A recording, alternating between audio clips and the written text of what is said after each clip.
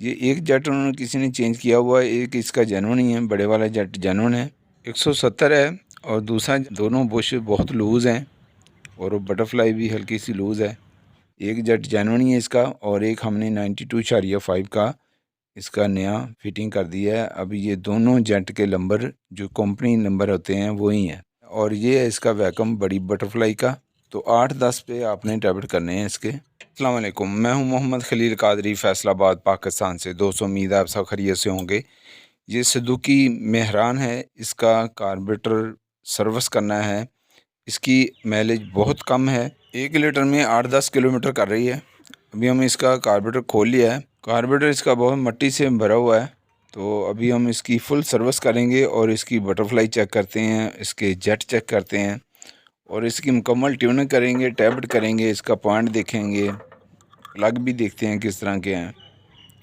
Carburettor हमने खोल लिया है, ऊपर से चैम्बर इसका निकाला है, तो ये देख सकते हैं आप, इसकी लाइनें चौक हैं।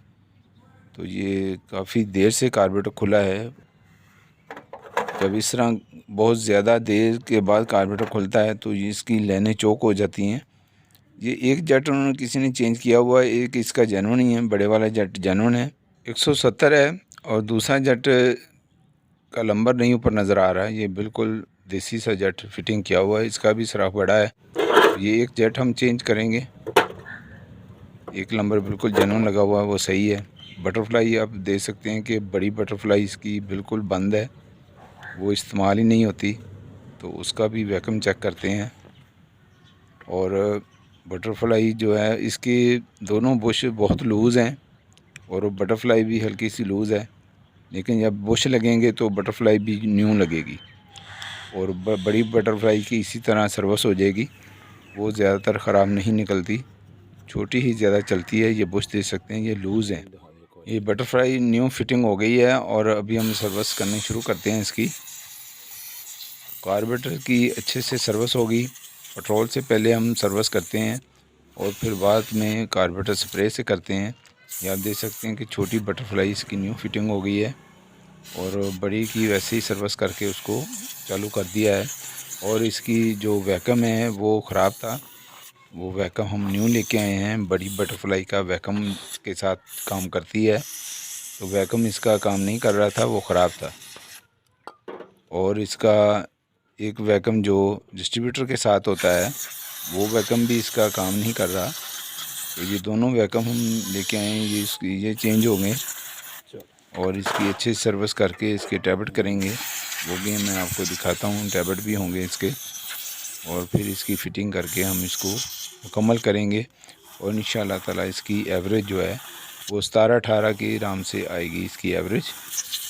जबकि ये इंजन थोड़ा सा वीक है इस गाड़ी का, लेकिन फिर भी बहुत अच्छी एवरेज आ जाएगी। ये गाड़ी सीएनजी पर भी चल चुकी है, तो जो भी गाड़ी सीएनजी पर चल चुकी हो या चल रही हो तो उसका कार्बोरेटर ज़्यादा वीक होता है और बटरफ्लाई तो उसकी लगने वाली होती है और बुश उड़ जाते हैं। इसके भी बुश ज़्यादा ख़राब थे, तो ये मुकम्मली अभी बटरफ्लाई भी लग गई है और बुश भी लग गए हैं। और हम इसके वैक्यूम लेके आए हैं, प्लग भी इसके न्यू लेके आए हैं और कंडेंसर पॉइंट और वैक्यूम के पैप इसके ठीक नहीं लगे हुए थे, वो ख़राब थे, बिल्कुल बहुत ज़्यादा लूज़ थे।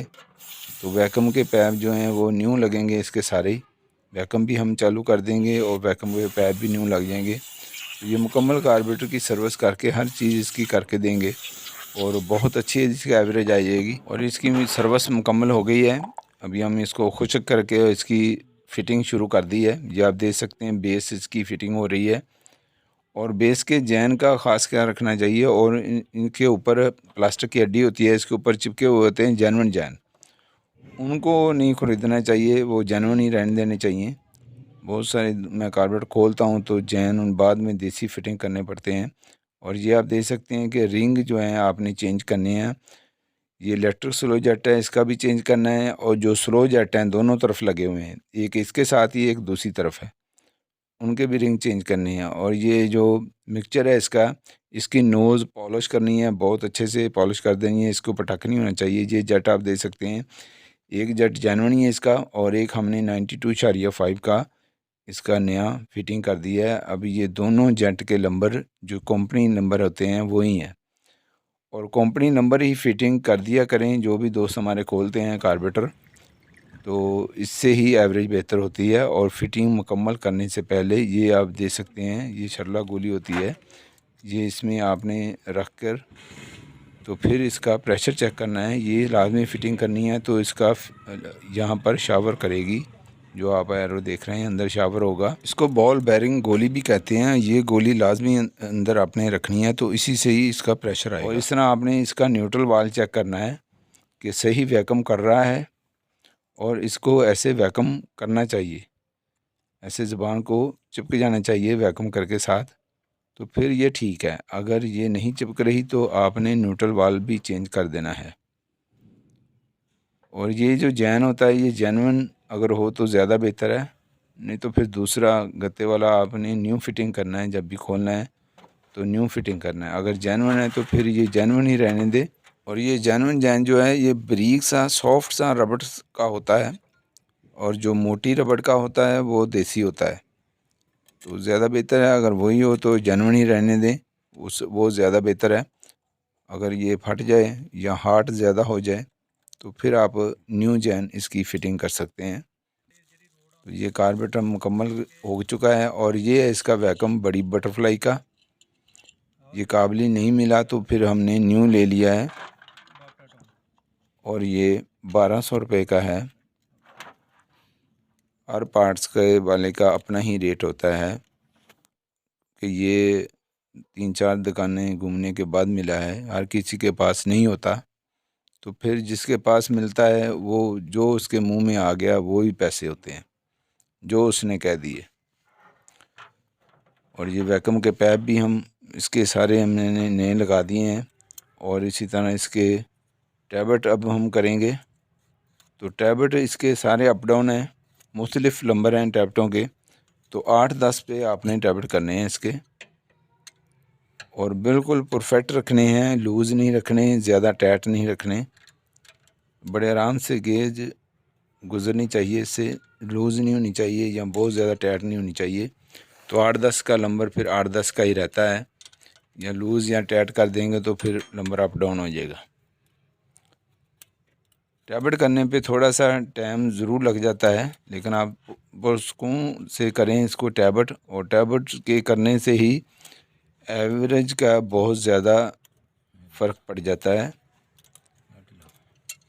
और टैबलेट गेज जो है, जो अगर आपकी जापानी या जर्मनी की हो तो उसका नंबर बेस्ट होता है, जो नंबर उस पर लिखा हो उसी नंबर की होती है। इस तरह आप नंबर वाइज इसके टैबलेट करते जाएं। अब ये 3 नंबर से मैं इधर से शुरू हुआ था, तो और फर्स्ट नंबर पर आ गया हूँ। अभी ये मुकम्मल हो गए तो ये टैबलेट इसके मुकम्मल हो जाएंगे। और ज़्यादा लूज़ भी नहीं रखने चाहिए, तो फिर आवाज़ भी आती है, और ज़्यादा टाइट भी नहीं करनी चाहिए कि आवाज़ ना आए, बिल्कुल पुरसकून इंजन हो जाए।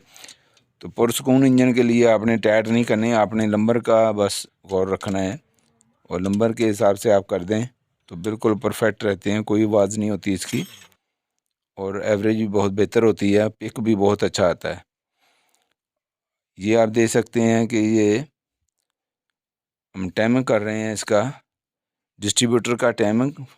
डिस्ट्रीब्यूटर के नीचे जगह होती है, गियर के ऊपर ये सुराख होता है, वहाँ से आपने फ्राई व्हील को देखना है। जो वाइट रंग की लाइन है वो 10 नंबर के ऊपर होती है, तो आपने 10 से 12 तक इसका टाइमिंग रख लेना है, किसी भी जगह रख लें। ये आप देख सकते हैं, कप रख कर आप चेक कर लें, कप के ऊपर 1 नंबर तार जिस तरफ हो उस तरफ आपने रूटर को रखना है, और हेड को टॉप पर कर लेना है। 1 नंबर के फ्री हों वाल तो उस वक़्त आपने टाइमर करना है, इग्निशन टाइमर। और ये इसका कंडेंसर भी हमने चेंज कर दिया है, और वैक्यूम भी चेंज हो गया है।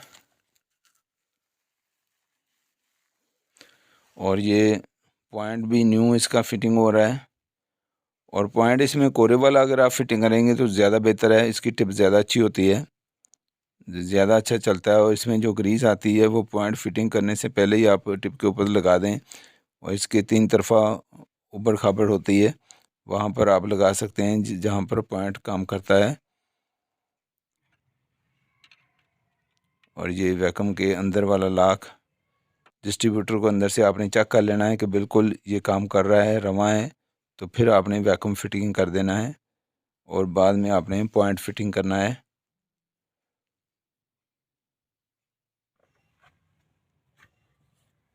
अब ये कार्बोरेटर फिटिंग हो रहा है, टैबलेट भी हो गए हैं, पॉइंट फिटिंग हो गया, इग्निशन टाइमिंग भी सेट हो गया है। तो ये न्यू प्लग हैं, NGK के प्लग, इसके जेन्युइन नंबर 6 नंबर होता है सुजुकी का। तो यही आप फिटिंग करें, आप जापानी प्लग ना लगाएं।